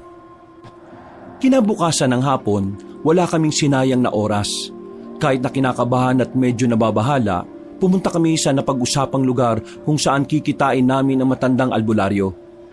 Dala-dala rin namin ang mga sandata namin at sa katunayan, napagplanuhan na rin namin kung papaano siya huhulihin. Pagdating namin sa lugar ay wala pang matanda. Kanina pa tayo dito. Darating pa kaya yung isang yun? Baka hindi na. Nabuko na natin yung tinatago niyang sikreto eh. Nararamdaman ko darating siya. Kaya ihandaan niyo yung sarili niyo. Kakayanin ba talaga natin siya? 3 tayo, mag-isa lang siya. Kung sabay-sabay tayong aatake sa kanya, hindi yun magiging mahirap para sa atin. Naghintay pa kami ng halos kalahating oras. Saktong 5:00 ng hapon, nakita na namin ang matandang lalaki. Ganun na ganun pa rin ang suot niya. Dala niya pa rin ang tungkod niya. Umawak na kami sa mga sandata namin. Napansin niya yon, kaya tumigil siya ng ilang metro na lang ang pagitan namin sa kanya. Sandali, ano nangyayari? Diyan ka lang muna. Meron lang kami itatanong sa'yo. Sagutin mo lang na maayos. Magpakatotoo ka. Kung hindi, mapipilitan kaming paslangin ka ngayon din. Paslangin? Totoo ba talagang albularyo ka o nagpapanggap ka lang para makapambiktima ka? Ha? Anong pinagsasasabi mo? Sumagot ka! Isa akong albularyo at matagal lang ganito ang ginagawa ko. Kung isa kang tunay na albularyo, anong ginagawa mo sa bahay na yon? Saan bahay? Huwag ka na magkaila pa. Nagulat na lang kami nang biglang umatake na si Nabong. Tinagaan niya matanda pero agad din naman yung nakailag. Ako naman ang sumunod pero hindi rin ako makatama. Kakaiba ang pag-ilag na ginawa ng matanda. Parang hindi siya matanda kung kumilos. Mga pre, kalma! Anong kalma? Siya ang aswang na nakita natin. Hindi tayo pwedeng kumalma ngayon. Kailangan nating tugisin ang isang yan. Sandali lang, magpapaliwanag ako! Magpapaliwanag? Wala ka nang dapat ipagpaliwanag. Aswang ka! Hindi ako aswang! Hindi namin siya pinakinggan noong mga sandaling yon, Kabanong. Pinagpatuloy namin ang pag-atake sa kanya. Pero kahit na anong gawin, hindi namin siya magawang tamaan. Hindi talaga basta-basta mga galaw niya. Kalkulado bawat kilos. Maya-maya lang, nakakuha ng tamang pagkakataon na matanda. Sinuntok niya ako sa tagiliran. Namilipit ako sa sakit kaya napaupo ko sa sahig. Habang sinabong naman, walang pakundangan pa rin sa paglait. Pero kalaunan, binalibag lang din siya na matanda sa katawan ng malapad na puno. Ano? Iisa ka rin? Ha? Hindi naman ako makikipag-away eh. Makinig kayong tatlo. Hindi ako ang aswang na hinahanap ninyo. Kung ako ang aswang, hindi ko na sana kayo pinuntahan rito para turuan at sanayin. Kung hindi ka aswang, paano mo ipapaliwanag ang larawan na nakita namin? Ang aswang na nakita nyo na kamukhang kamukha ko ay ang aking kakambal. Kakambal? Kakambal? Malaking kalokohan. Palusot lang yan ng mga taong nahuhuli na. Kung ayaw nyong maniwala, tingnan nyo ang larawan na ito. Inabot sa akin na matandang isa pang larawan na kung saan naroon siya at isa pang kamukha niya. Dahil doon ay tuluyan na rin kaming nakumbinsi. Napapakamot na lang kami ni Nabong sa ulo dahil sa kahihiyan. Hindi na tuloy kami makatingin ng mata sa mata. Ang kulit nyo kasi, sabi ng kumalma kayo eh. Pasensya na po ah. Hindi namin alam. Ang naisip lang talaga namin kanina eh, mapuksa ang aswang eh. Naiintindihan ko. Kahit di naman sino ay aatakin ako kung talagang kamukhang kamukha ko ang aswang. Pero ang larawan na nakita nyo sa bahay na yon ay kuha niya nitong mga nakaraang taon lang. Kaya talagang kamukhang kamukha niya na ako ron. Teka, bakit ka nagkaroon ng kakambal na aswang? Siya lang ba ang aswang sa pamilya ninyo? Mga bata pa lang kami. Iba na talaga ang pananaw ni Leonardo sa buhay. Iniisip niya noon pa na mas maganda kung ang isang tao ay mabubuhay ng mas matagal. Nang magbinata na kami, minana ko ang pagiging albularyo sa ama namin. Habang si Leonardo naman, naiba ang landas niya. Natuklasan niya ang tungkol sa mga aswang. Pinag-aralan niya yon nang hindi namin alam. Hanggang sa isang araw, bumalik siya sa amin at sinabi niyang magiging immortal na siya. Nagpayanggaw siya sa nakilala niyang aswang sa gubat. Sa madaling salita, naging aswang siya. Itinago namin siya at inilayo sa taong bayan. Pero hindi palaging iisa lang ang daloy ng hangin sa buhay namin. Nagbago ang landas ni Leonardo nang minsang makakain siya ng buhay na kambing. Dito niya natuklasan na mas lalakas siya kapag kumakain siya ng kumakain ng mga laman. Pero ligid sa kaalaman niya na hindi siya naging immortal kahit na naging aswang siya. Sinubukan namin siyang ulihin nang mapagtanto niya na maaari namin siyang mapatay. Tumakas siya at nagtago-tago. Pero nitong mga nakaraang taon lang, nagkita kami ulit. Akala ko magiging maayos na siya dahil pumayag siyang manirahan sa bahay na yon kasama ko. Pero ang gusto niya lang palang makuha sa akin ay ang isang anting-anting. Hindi niya yun nakuha, kaya tumakas naman siya at di na nagpakita sa akin. Hindi agad kami nakapagsalita sa mga sinabi niya, Kabanong. Medyo namangha at nakaramdam kami ng lungkot sa sinapit nilang magkapatid. Pero nang tingnan ko ang mukha na matanda, nakita at naramdaman ko sa kanya ang determinasyon na mahuli ang kanyang kakambal. Kayo po bang uhulit papas lang sa kanya? Matagal ko nang ginawa yon, pero hindi lang ako nagkaroon ng tamang pagkakataon. Kaya sa sinabi niyong nakita niyo siya, muli akong nabuhayan ng loob. Itong mga nakaraan lang, meron siyang biniktimang babae. Buti na lang naligtas namin. Mga babae ang punterya niya. Dahil ang dugot laman ng babae ay mas nakapagbibigay ng kakaibang lakas sa kanyang katawan. Anong balak mo ngayon? Gusto ko kayong sanayin kung paano pumaslang ng mga aswang. Kailangan ko ng mga makakatulong sa akin. Dahil nararamdaman ko sa mga susunod na araw, hindi lang si Leonardo ang makikita nating aswang sa lansangan. Ibig niyo bang sabihin? Marami ang mga aswang, pero naghihintay lang sila ng tamang pagkakataon. Ano ba talaga ang motibo nila sa mga tao? Ang tanging layunin na nakikita ko, magpapalakas sila ng magpapalakas gamit ang mga tao. At yon ang dapat nating pigilan. Ngayon, sabihin niyo sa akin, handa ba kayong magsanay sa ilalim ng aking pamumuno? Nagkatinginan kami magkakaibigan. Pare-pareho kaming sumang-ayon doon. Alam namin na kailangan namin ng tulong ng isang veteranong mangpupuksa ng mga aswang. Kalaunan, sinabi na rin niya ang kanyang pangalan. Siya daw ay si Mang Carpio, isang malakas at mahusay na albularyo na manunugis. Buong buhay niya ay inialay niya sa kanyang tungkulin. Kaya nung mga sandaling yon, itinaya na rin namin ang aming tiwala sa kanya. Sana'y marami kayong natutunan sa mga tinuro ko sa inyo. Pero hindi pa dyan nagtatapos ang lahat. Bukas ay meron din ako ituturo sa inyo ng mga bago. Hindi ko kayo titipirin sa mga kaalaman dahil nakikita kong mabilis kayong makasunod sa akin. Maraming salamat po ulit, Mang Carpio. At pasensya na po talaga kanina. Huwag nyo nang isipin ang bagay na yon. Ang mahalaga ay magkakasundo tayo. Wag po kayo mag-alala. Yung tinuro niyo po sa amin ay ituturo din namin sa iba pa namin kasama. Sigurado mas lalong lalakas ang loob ng mga kasama namin kapag nakakuha na sila ng bagong kaalaman. At sana, mas dumami pa tayo. Pero ito lang ang gusto kong ipaalala sa inyo. Huwag na huwag kayong magiging kampante. Ngayong sisimulan nyo ng pasukin ang tunay na laban, kahit na pagtulog nyo ay dapat alerto kayo. Napabuntong hininga na lang kami at napatango sa kanyang sinabi.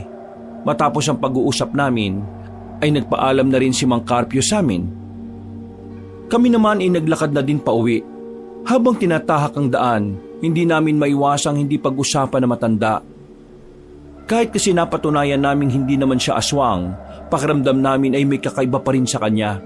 Alam nyo, parang may kapangyarihan si Mang Carpio. Napansin ko nga rin kanina Parang hindi siya napapagod. Tapos nakita niyo yung talon niya?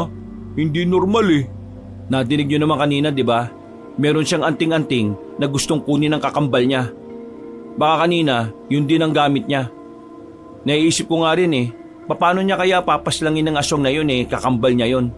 Baka kaya niya tayo kinailangan kasi gusto niya na tayo ang pumaslang sa aswang na yun. Kasi di ba, kapatid niya rin yun kahit na anong mangyari. Mahirap yun para sa kanya. Oo, may punto ka rin sa wakas. Bago ko ubuwi sa amin ay napadaan ako sa bahay nila Alona. Kagaya ng dati, wala na naman siya roon kahit gabing-gabi na. Tanging si Tita Fatima lang ang nakita ko roon. Hindi ko na lang sana papansinin si Tita Fatima dahil gusto ko na rin makapagpahinga. Pero nagulat ako nang bigla niya akong tinawag. Dante, alika rito. Oh, Tita Fatima, bakit po gising pa kayo? Hindi kasi ako inaantok Iniisip ko kasi kayo ng anak ko. Ano ba nangyayari, Dante? Kaninang umaga sinabi sa akin ni Alona na wag na raw kita papupuntahin dito sa bahay. Nag-away na naman ba kayo?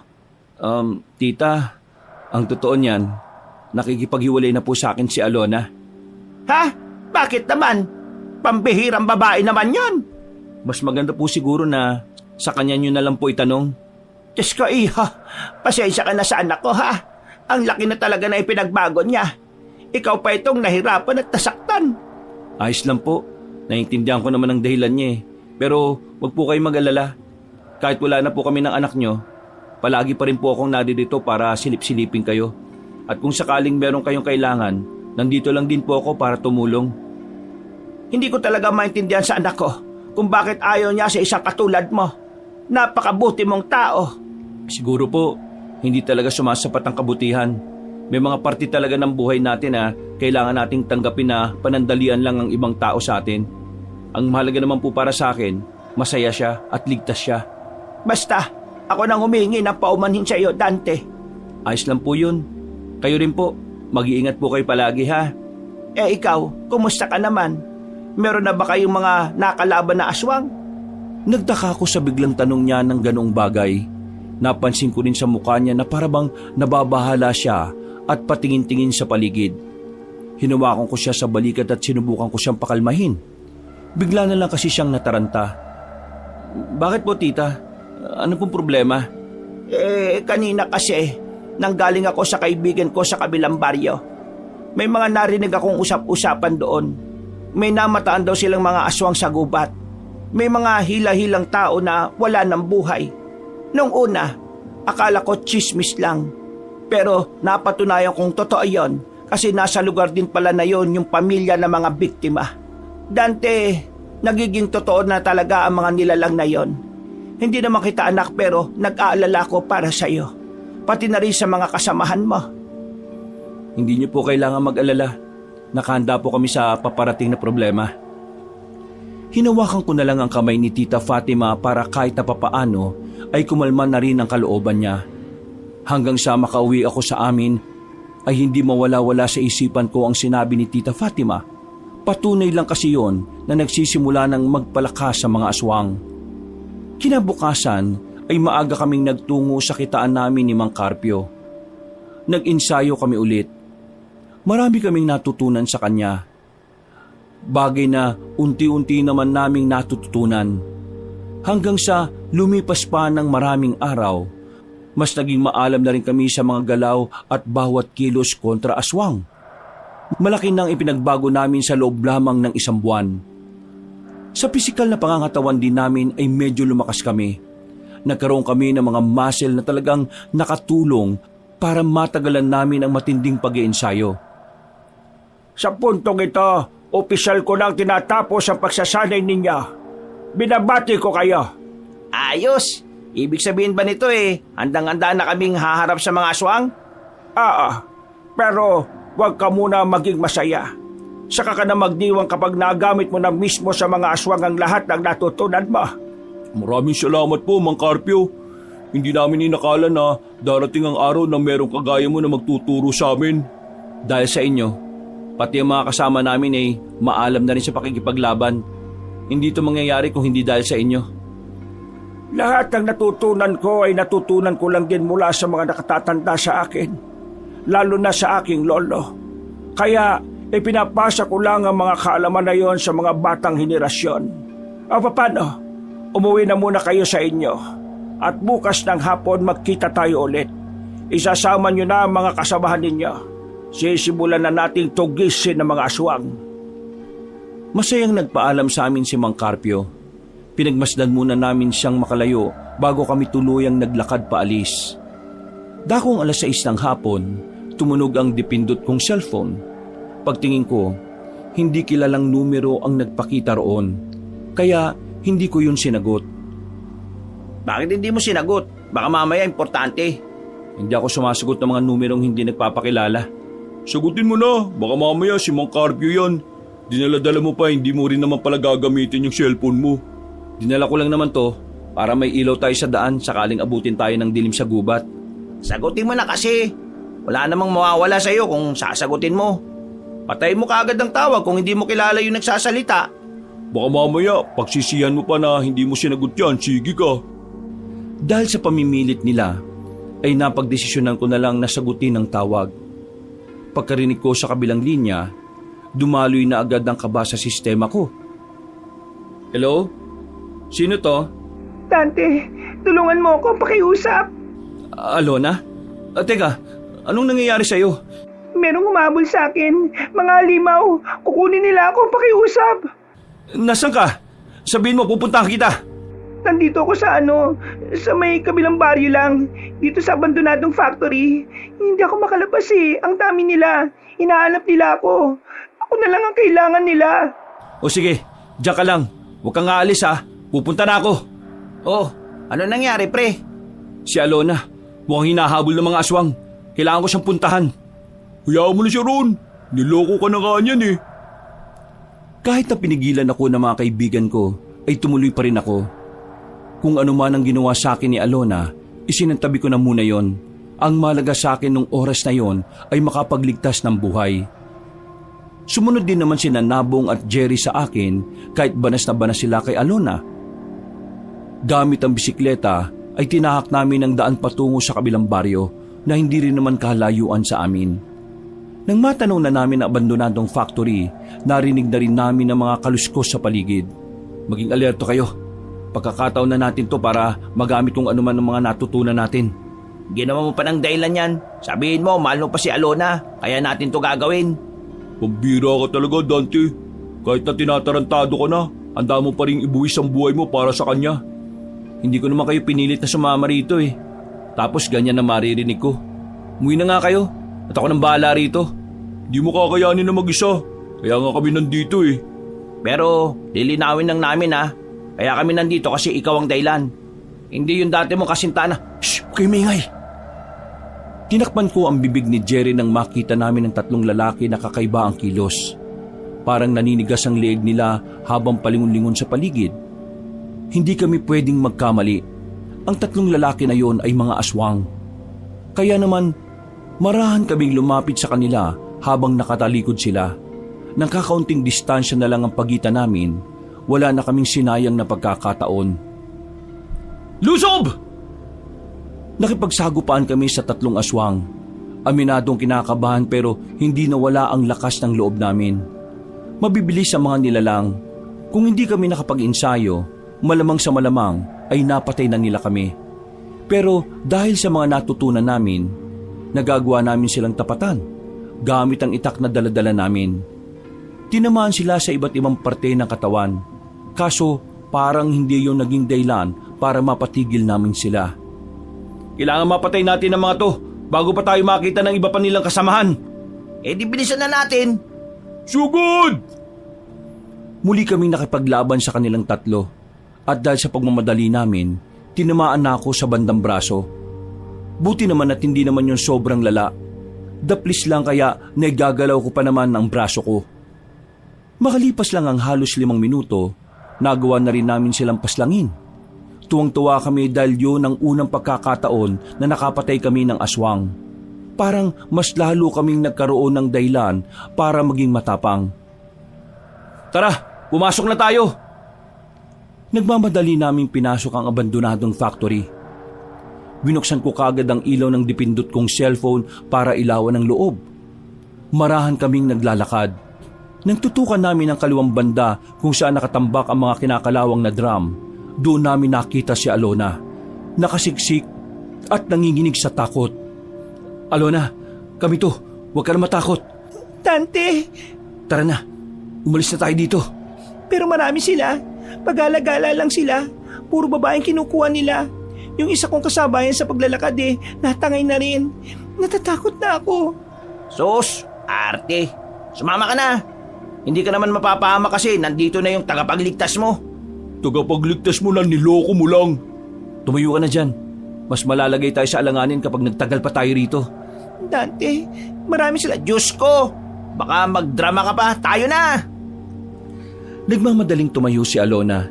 Kumapit pa siya sa braso ko habang papalabas kami ng factory. Tiningnan na muna namin ang buong paligid.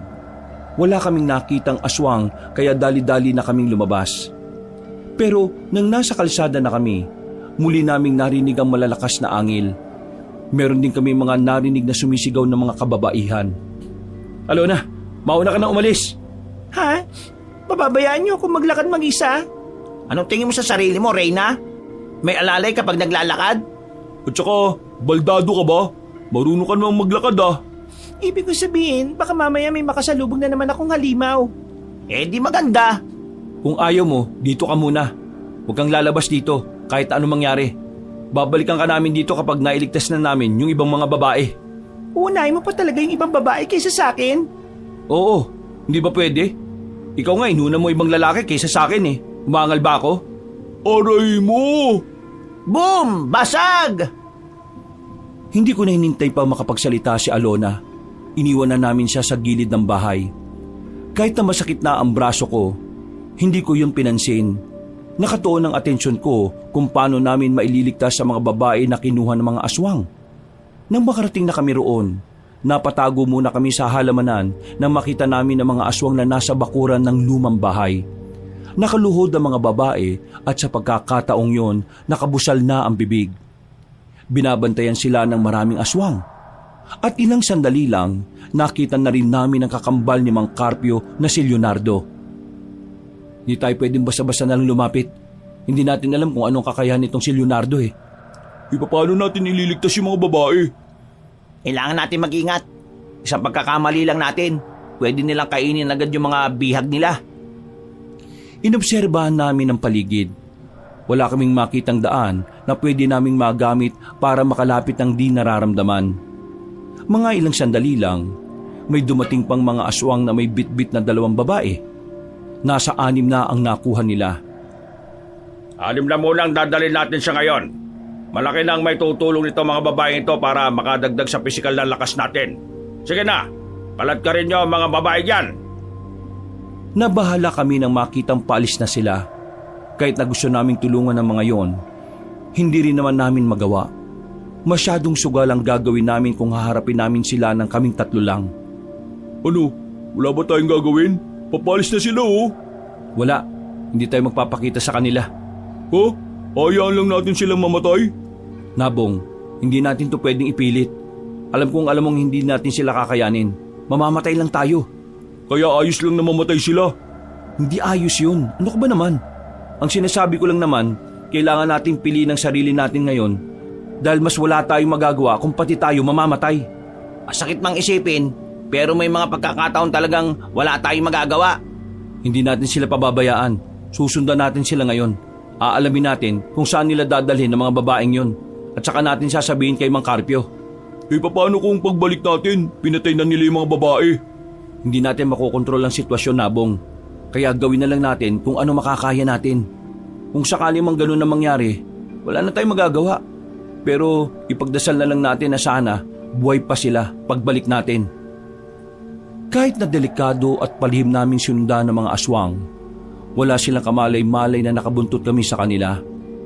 Makalipas lang ang halos kalahating oras na paglalakad, natanaw namin silang merong pinasukang butas, parang isang lagusan papunta sa ilalim ng lupa. Sa puntong yon, hindi na kami lumapit sa kanila. Sapat na para sa amin na malaman namin kung saan sila naglulungga. Agad na rin kaming umalis doon. Nang makabalik na kami sa baryo namin, dinaanan ko na muna si Alona sa bahay nila para makasigurong nakauwi siya ng ligtas. Nang makita kong naroon na siya, ay nakahinga na rin ako ng maluwag. Dante, sandali. Bakit? May sasabihin ka pa ba? Gusto ko lang magpasalamat. Hindi na kailangan. Ginawa ko lang naman kung anong nararapat. Sinaktan kita, niloko, ginamit. Pero bakit mo ako niligtas? Kagaya nga na sinabi ko, ginagawa ko lang kung ano ang nararapat. Hindi kita niligtas kasi may nararamdaman pa ako sa'yo. Niligtas kita dahil misyon naming makapagligtas ng buhay. Sa susunod, huwag ka nang uuwi ng alanganin ha. Maraming aswang ang gumagala ngayon para manguha ng mga babae. Maawa ka sa nanay mo. Palagi na lang siya nag-aalala sa'yo. O ano? Nangihinaya ka na no? Yung lalaki minamaliit mo, siya pa palang may kakayahang protektahan ka sa kapahamakan. Pero yung lalaking pinili mo na puro lang naman pera ang meron, nasaan? Wala! Alam mo, kanina ka pa eh. Hindi lang kita pinapatulan pero ngayon. Tama na. Aalis na ako. Gusto ko na magpahinga.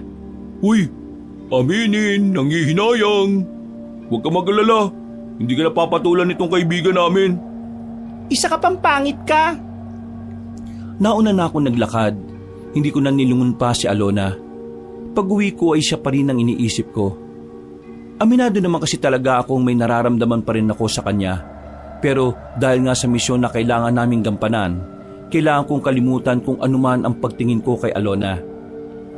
Kinaumagahan, wala na kaming sinayang na oras. Hapon pa dapat ang pakikita namin kay Mang Carpio, pero kakasikat lang ng araw ay agad na rin namin siyang pinuntahan sa lugar niya. Mabuti na lang ay naabutan namin siya roon na abalang nag-aayos ng mga pananim nitong halamang gamot. Ah, bakit kayo narito? Ang sabi ko ay mamayang hapon ba tayo magkikita? Mang Carpio, alam na namin kung saan nagkukuta ang mga aswang. Kailangan natin silang lusubin. Meron silang mga bihag na babae. Teka, sigurado na ba kayo dyan? Napalaban kami kagabi kasi niligtas namin yung dating syota nitong si Dante. Bukod doon, may mga kababaihan na kinuha. Nakita rin namin si Leonardo doon. Siya yung namumuno sa mga aswang. Kung hindi tayo magmamadali, baka hindi na natin maabutang buhay yung mga babaeng yun. Kailangan natin sila iligtas. Ihanda niyo mga tao ninyo. Ihanda ko rin naman ang sakin. Makita tayo sa tagpuan. Dali-dali namin binalikan ang iba naming kasama. Na makumpleto na kaming lahat, ay agad na rin kaming nagtungo sa tagpuan. Ilang minuto lang, dumating na rin si Mang Carpio kasama ang 10 manunugis. Ayon sa kanya, bitirano na rin ang mga yon kaya malaki ang may tutulong na mga yon sa labanan. Wala pang 8:00, umalis na rin kami. Nagsimula kaming maglakbay at makalipas nga lang ng ilang oras, nakarating na rin kami sa lugar. Nakatago lang muna kami sa gilid habang nag-oobserba sa paligid. Mang Carpio, yung nakikita mong tambak ng dayami, ayan yun, may butas dyan pababa, may lagusan papunta sa ilalim ng lupa. Hindi pa rin nagbabago si Leonardo. Ugali pa rin niyang maglungga sa ilalim ng lupa. Sandali kaming nanatili sa kinilalagyan namin para pakiramdaman ang paligid. Nang masigurong walang makakakita sa amin, ay agad-agad na kaming lumabas. Nauna na akong bumaba sa lagusan. Sumunod din naman sila kagad kaya dali-dali din naming tinahak ang ilalim ng lungga. Pero sa kasamaang palad, wala na kaming inabutan doon. Tanging mga bakas na lang ang natira. Wala na rin ang mga babaeng bihag. Sa tingin namin ay nakakutob na si Leonardo noon. Dahil wala naman kaming napala nung umagang yon, minabuti na lang namin umalis na muna roon. Dismayado kami dahil talagang pinaghandaan namin ang pagkakataong makakaharap na namin ng mga nilalang. Malas naman talaga. Kung kailan handang-handa na tayo, saka naman wala tayong napala. Nakakasiguro kung naramdaman nila kayong sumusunod kagabi. Kilala ko si Leonardo. Hindi siya basta-basta mauutakan. Hindi ba dapat hinintayin na lang muna nating sumapit ulit ang gabi? Baka mamaya bumalik sila ron. Hindi na bumabalik ang mga aswang sa mga lugar na alam nilang natuntunan ng mga kalaban. Ugali na talaga nilang magpalipat-lipat. Paano yan ngayon? Saan naman natin sila hahanapin? Hindi natin sila hahanapin. Anong gagawin natin? Maghihintay? Magbabantay. Maghihintay. Wala tayong ibang pwedeng gawin kundi yun lang. Ngayong parang alam na nilang meron ng tumutugis sa kanila.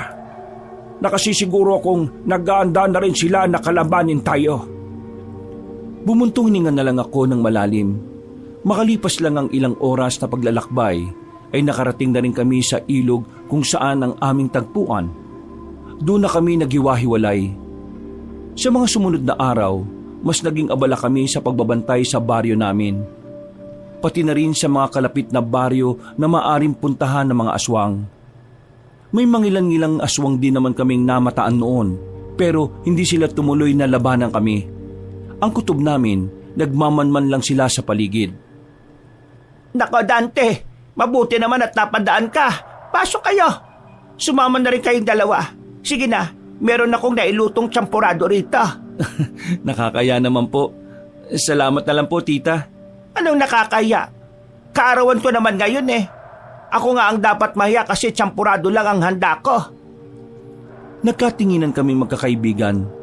Sinamahan na lang namin si Tita Fatima para kahit papaano maging masaya naman ang kaarawan niya. Napakamot na lang din ako sa ulo noon kasi nawala rin sa isipan ko. Maya-maya lang, hinainan na rin kami ni Tita Fatima ng masarap niyang tsampurado na mayroong pang gatas sa ibabaw.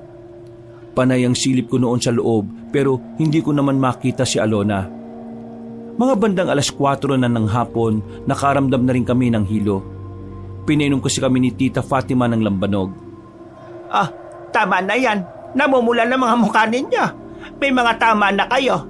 Aling Fatima naman kasi, ang sarap ng tsampurado at lambanog eh. Pakiramdam ko, makakalimutan ko ang pangalan ko sa sobrang sarap. Teka, ano nga bang pangalan ko? Ikaw si Bornek. Bornek na aanik-anik. Oh, baka magkapikunan na naman kayo niyan ha. Tita Fatima, maraming salamat po sa palambanog at patsampurado nyo. Masarap po. Masaya po kami. Dapat nga akong magpasalamat sa inyo. Kasi kahit na wala rito yung anak ko pinasayan niyo ako. Nasaan po ba si Alona? Sinabihan ko ng wag gagala yun eh. Ang sabi niya kaninang umaga pag-alis niya, bibili lang siya ng pansit sa bayan. Pero mukhang dumiretso na naman sa mga katrabaho niya. Wala namang pasok yun ngayon eh. Ay nako, pambihira talaga. Hindi talaga siya masabihan kahit na kailan. Hayaan mo na. Ang mahalaga naman sa akin nandito kayo at napasayan niyo ako. Kahit na papaano nagkaroon ng kahulugan ng kaarawan ko. O siya. Umuwi na kayo para makapagpahinga na rin kayo. Nagpaalam na rin kami kay tita ng mga sandaling yon, Kabanong. Paggewang-gewang na ang lakad ng dalawa kong kasama. Habang ako naman ay medyo nahihilo na rin pero tuwid pa rin naman ang tingin ko sa daan. Noong mga oras na yon ay nawala na sa isipan namin ang posibilidad na pag-atake ng aswang sa araw na yon. Nakampante kami at ang tanging nasa isip na lang ay makapagpahinga. Diniretso ko na lang din si Nabong at Jerry sa bahay ko, tutal mag-isa lang naman ako roon. Bagsag kagad ang dalawa sa papag. Habang ako naman ay sa lapag na lang humiga. Hindi ko na namalaya na nakaidlip na pala ako. Ha? Ano yun? Nagising na lang ako dahil sa mga narinig ko. Pagbukas ko ng bintana, natanaw kong nagkakagulo ang mga tao sa hindi kalayuan. Mabilis kong ginising ang dalawa kong kaibigan. Pinagsasasampal ko sa mukha kaya bumangon sila kaagad. Bakit ka ba nananampal? Nakakainis. Naantok pa ako eh. Ba problema? Nagkakagulo ngayong gabi. Maghanda kayo. Ha? Nagkakagulong alin? Namulagat ang mga mata nila. Dito nila napagtanto kung ano ang nais kong sabihin. Kanya-kanya kaming kuha ng itak namin sa likod ng pintuan. Paglabas namin ng bakuran, mula sa kinatatayuan namin ay natanaw na namin ang mga aswang. Dali-dali namin pinuntahan yon. Mabuti na lang ay nauna na ang iba naming kasamahan na nakipaglaban sa mga nilalang. Medyo nakonsensya ako noon dahil wala kaming kamalay-malay sa mga nangyayari. Habang natutulog kami, marami na ang nasugatan. Nang makakuha na kami ng pagkakataon ay nagtipon-tipon na ang samahan namin. Sandali kaming nag-usap-usap kung ano ang mga gagawin. Nang magkaintindihan na kami ay muli kaming sumabak sa labanan. Pero hindi namin maiwasang hindi maluha sa dami ng aswang na nasa paligid. Ang dami nito! Hindi ba darating sila Mang Carpio? Hindi tayo tatagal sa mga to. Tibayan nyo lang. Kailangan natin makatagal hanggang sa makarating na ang backup natin. Makalipas lang ang halos 10 minutong pakikipaglaban, marami nang sugatan sa hanay namin. Kaya habang tumatagal, mas lalong nagiging malinaw para sa akin na hindi namin kakayanin ng mga aswang kung bilang lang ang labanan. Tulungan natin yung mga kasama nating sugatan, bilis! Sinamantala namin ng sandaling hindi umaatake ang mga aswang. Hinila namin ang iba para dalhin sa gilid. May malalalim na kalmot ang karamihan sa kanila. Dahilan para hindi na rin sila pwedeng sumalang sa labanan. Kahit na alam kong alanganin, hindi ako pinanghinaan ng loob.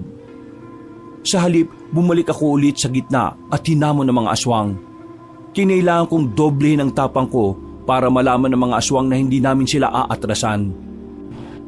Ano? Bakit kayo tumigil? Kalabanin niyo ako! Kahit ako lang mag-isa at lahat kayo! Uy! Buwang ka ba? Ano pinagsasabi mo? Huwag ka magpakabayani, Dante. Nandito pa kami. Asikasuhin niyo yung mga kasamahan natin. Kailangan nila kayo. Ako nang bahala sa mga ito. Hindi ko na nadugtungan ang sasabihin ko nang biglang umatake sa akin ng mga aswang. Dali-dali ko naman silang sinabayan. Nagamit ko na ang mga naituro sa akin ng Mang Carpio sa mga pagkakataong yon. Pero kahit na ganon, hindi ko pa rin sila maubos-ubos. Kapag may tinatamaan ako, may nakakatama rin sa akin. Habang tumatagal, nasisilip ko na kung saan hahantong ang pakikipaglaban ko sa kanila. Kaya ang tinatak ko na lang sa utak ko, lalaban ako hanggang dulo.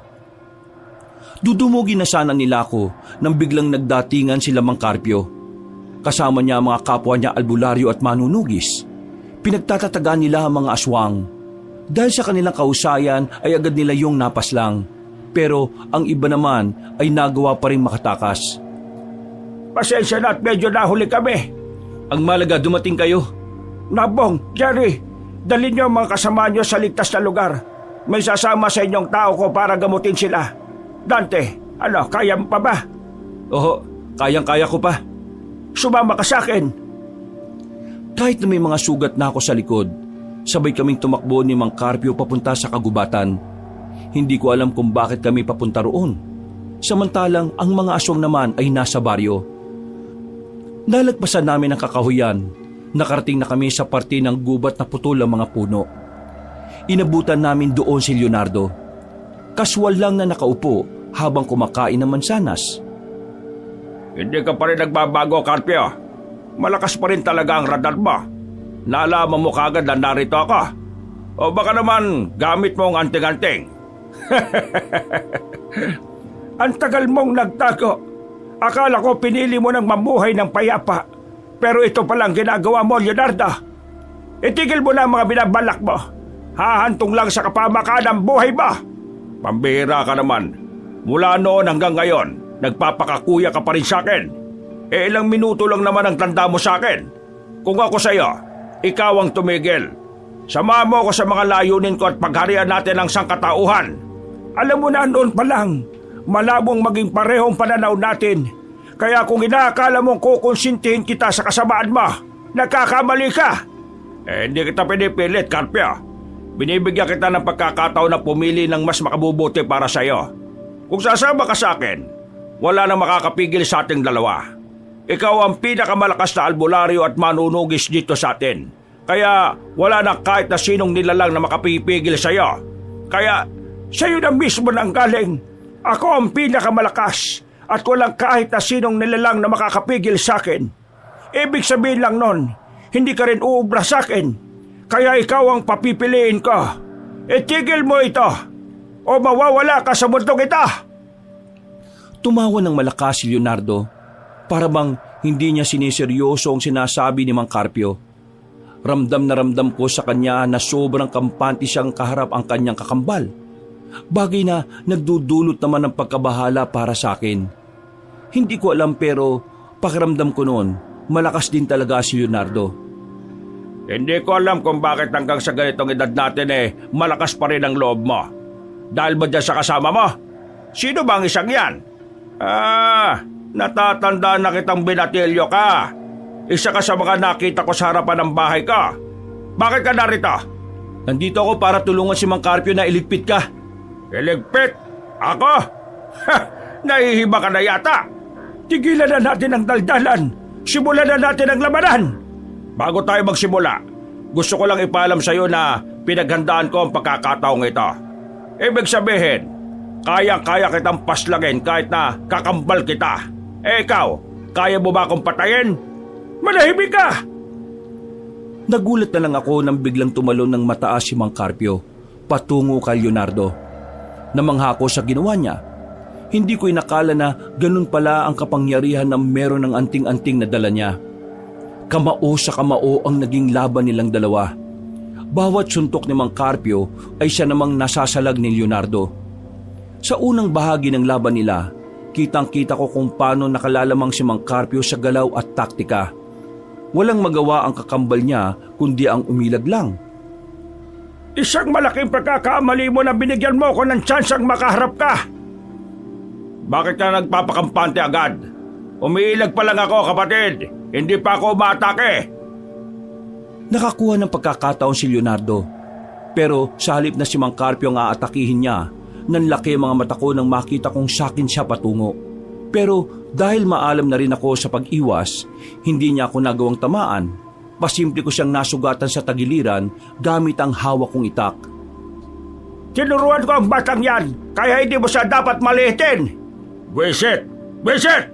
Kung yan lang ang kaya mong gawin, hindi ka mananalo kay Mang Carpio. Huwag kang boboses. Marami ka pang kakainin bigas. Tantanan mo siya. Ako muna ang labanan mo. Parang hangin na nakalapit kagad si Mang Carpio kay Leonardo. Dumapo agad ang kamao niya sa panga ng kakambal niya. At dahil doon, nakaramdam ng pagkahilong aswang. Sinenyasan naman ako ni Mang Carpio para umatake. Kaya naman wala akong pinalagpas na pagkakataon. Binilisan ko ang takbo ko at saka bumwelo. Hinataw ko ng malakas si Leonardo sa dibdib. Agad namang sumirit ang dugo niya mula roon. Mukhang wala na akong magagawa. Kailangan ko nang ilabas ang tunay ko kanya. Nanlaki ang mga mata naming dalawa ni Mang Carpio nang biglang naging kulay itim ang buong katawan ni Leonardo. Ang mata naman nito ay nanlilisik at naging kulay pula. Narinig din namin na lumalagotok ang mga buto niya. Kitang-kita rin na lumaki ang katawan niya. Bukod dito, kakaiba rin ang bilis na ipinakita nito at sa sobrang bilis, hindi na namalaya ni Mang Carpio na nasa likuran na niya ang kanyang kakambal. Dinakma siya nito sa batok at saka isinubsob ng malakas sa lapag. Sinipa ng malakas. Tumalsik si Mang Carpio at tumama pa sa putol na puno ang katawan. Matagal na ako nagtitipis sa pakikialam mo sa buhay ko, Carpio. Ito na ang tamang pagkakataon para tapusin ko na ang papel mo sa mundong ito. Hindi ka magtatagumpay. Bumangon si Mang Carpio at muling umatake, pero hindi na umubra pa ang suntok nito. Nakatayo lang si Leonardo at hindi man lang natinag. Noong mga sandaling yon, nakita kong parang humihina si Mang Carpio. Samantalang palakas ng palakas naman ang kalaban niya. Sa isang iglap lang, nagbago ang lahat. Binugbog ni Leonardo si Mang Carpio. Nagkandabali-bali na rin ang buto niya dahil sa ilang beses na pagbalibag. Mang Carpio! Mabilis akong tumakbo palapit sa kanya. Sumusuka na siya ng dugo. Hindi na rin niya maigalaw ang kaliwang braso niya at ang kanang binti. Lantang gulay na siya noon.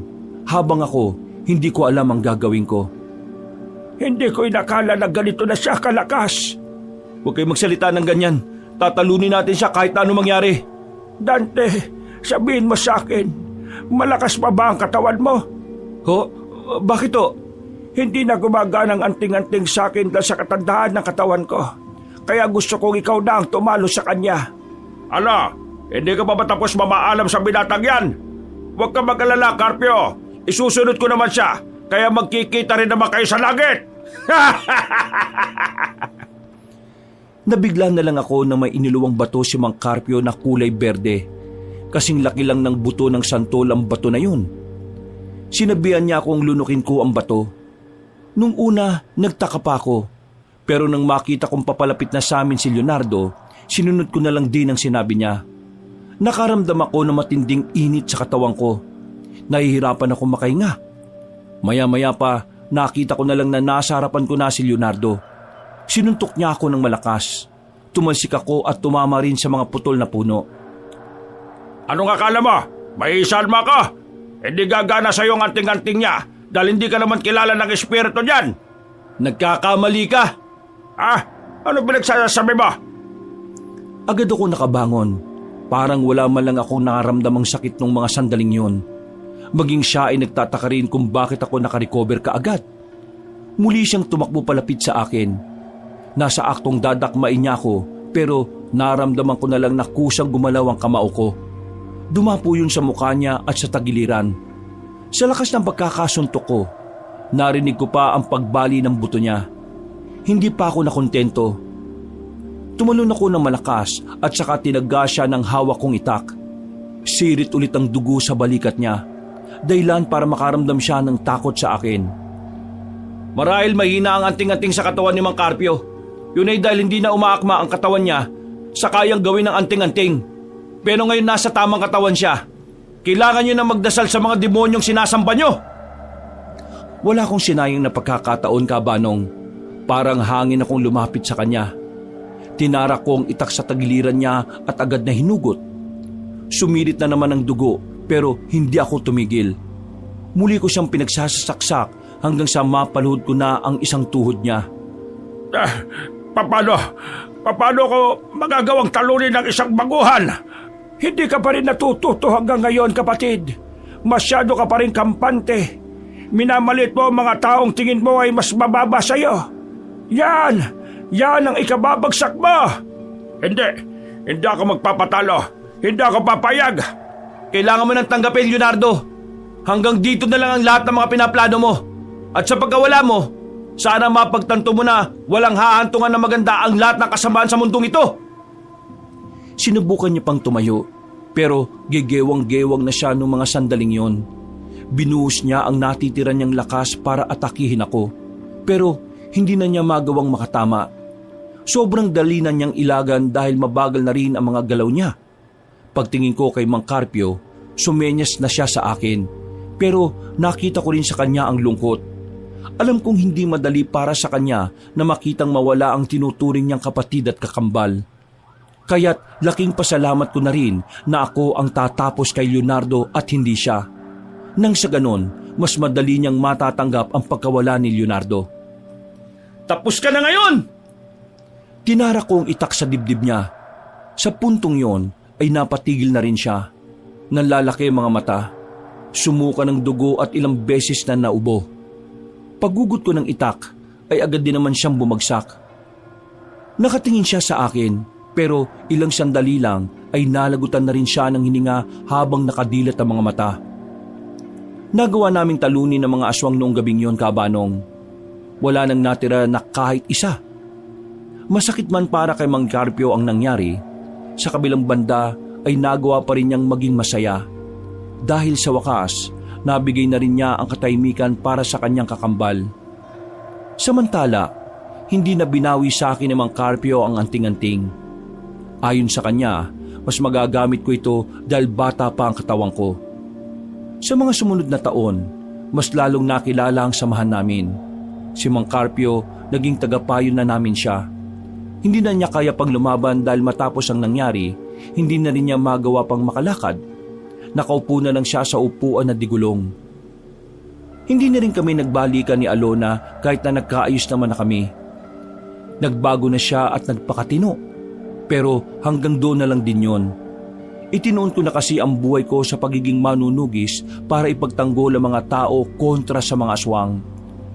Sa mga naranasan ko, mas naintindihan ko na ang tunay na layunin ng aming samahan. Bukod sa pagkilala, nabuo kami para maging sandalan ng mga taong pilit inaangkin ng kadiliman. Hanggang dito na lang po, Kabanong. Sana'y nagustuhan niyo ang aking kwento. Muli, ako po si Dante. Maraming salamat po sa inyong pagsubaybay. Mga kabangers, mga kayanggaw, si Kabanong po. Bago tayo magwakas ay nagpapasalamat po ako sa lahat ng mga nakinig sa kwento natin ngayong araw na ito. Sana po'y nagustuhan niyo ang kwento natin at kung sakaling nagustuhan niyo nga ito at gusto niyo pa naman ganitong klase ng kwento, sana po'y mag-subscribe kayo sa channel natin, lalo na yung mga bago pa lang dito sa channel. At huwag niyo rin pong kalimutang mag-comment at mag-subscribe. Kung medyo nabitin po kayo sa kwento natin, bisitahin niyo rin po yung ibang channel natin, yung Pamela Clamil, kung saan nagnanarita ako bilang Lolo Pael at ako rin po bilang Kabanong. Mag-subscribe na rin po kayo doon kasi konti pa lang ang mga subscriber doon. At kung gusto niyo naman po ng merong pinapanood, iniimbitahan ko po kayong bisitahin ang bagong-bagong channel natin, ang Kabanong version 2.0, kung saan meron na pong moving images doon na mapapanood. At syempre, may mapakikinggan na rin po kayo na narration na meron pong music and effects. O di ba mas maganda? Kaya sana po mag-subscribe kayo para makasama naman kayo sa first 100,000 subscriber ng channel na yon. At para hindi po kayo mahirapan na hanapin yung mga channel na nabanggit, ilalagay po namin sa description o sa pin comment yung link ng mga channel. Asahan ko po kayo ha. Hanggang sa muling mga kwento, wakas!